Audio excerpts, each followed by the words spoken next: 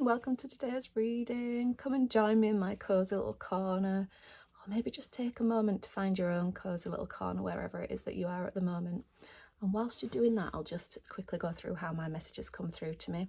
So they come through as a series of words, phrases, sometimes little scenarios played out in my head, and what I do is then build on it and clarify using tarot. So now that you've got yourself settled, just take a moment to really lean into your own intuition so that you can get a feel for whether or not this message is right for you at the moment.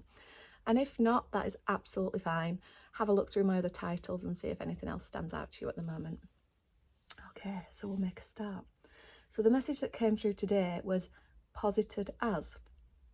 So it almost feels like something is being advertised or sold to you, or actually no, more like presented to you in a certain way.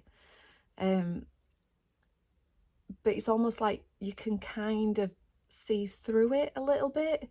And it's like, I don't quite feel right about how that's being presented, because underneath I'm feeling something else. That's what kind of comes through. And when I've drawn the cards for it, I got the Two of Swords, I got the Knight of Wands, and I got the King of Cups. So I'll start with the Two of Swords, and I think this is, normally when I look at this, it's about sort of indecision, but here it's kind of like a battle between the head and the heart type of thing. So it's almost like the head's trying to convince you that whatever it is that's being presented to you in a certain way is good. You know, it's like, oh yeah, that looks really good on paper. That's, you know, shiny and exciting and, you know, appealing. But then part of you's going, but there's something that just doesn't quite feel right about whatever it is. And I can't put my finger on why.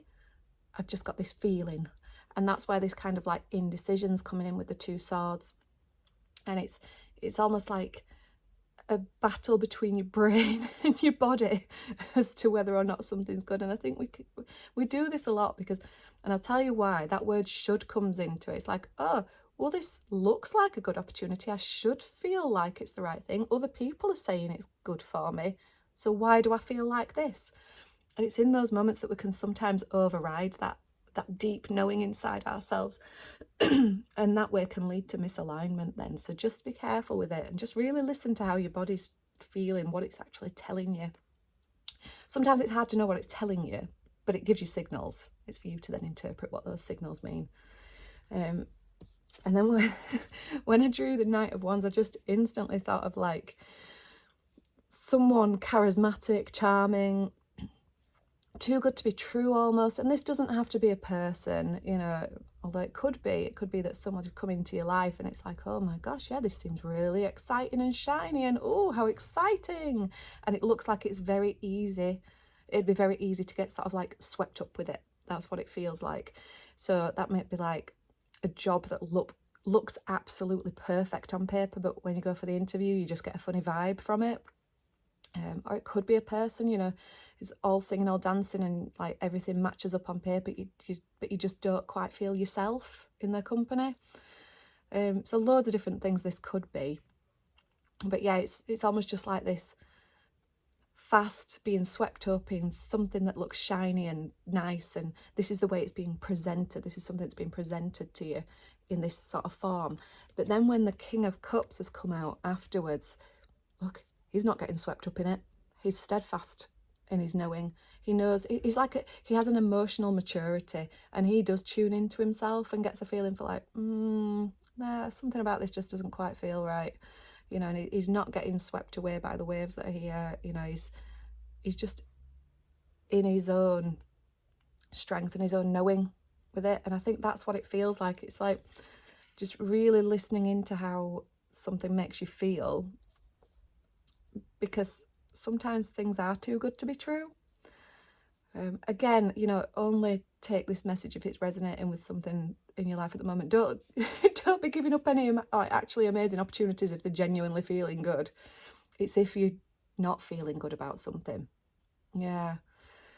I've had it in the past. I'll give an example of mine where I had the most beautiful little job, and, you know, on paper it was doing all of the right things. It was providing me with a stable income. I actually enjoyed being there. But I was wanting to branch out and do more of my own work, my own self-employed work. And, you know, the bit in my mind's going, but this is a stable income whilst you're building and blah, blah, blah. And you actually enjoy it and it's nice. But there was this deep knowing that I couldn't put my all into my business if I was still exerting my energy there.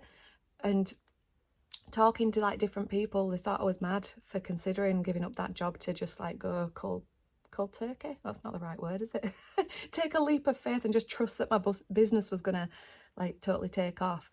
But I just had that knowing that that was the right thing for me. Something just wasn't quite sitting right, even though it really was such a lovely thing that I was doing. But yeah, anyway, the result of that is that my business did take off. So there we are. Because it was more in alignment with who I am and the work that I want to be doing. Yeah, so it's difficult to navigate sometimes, and especially if you're going backwards and forwards in your head.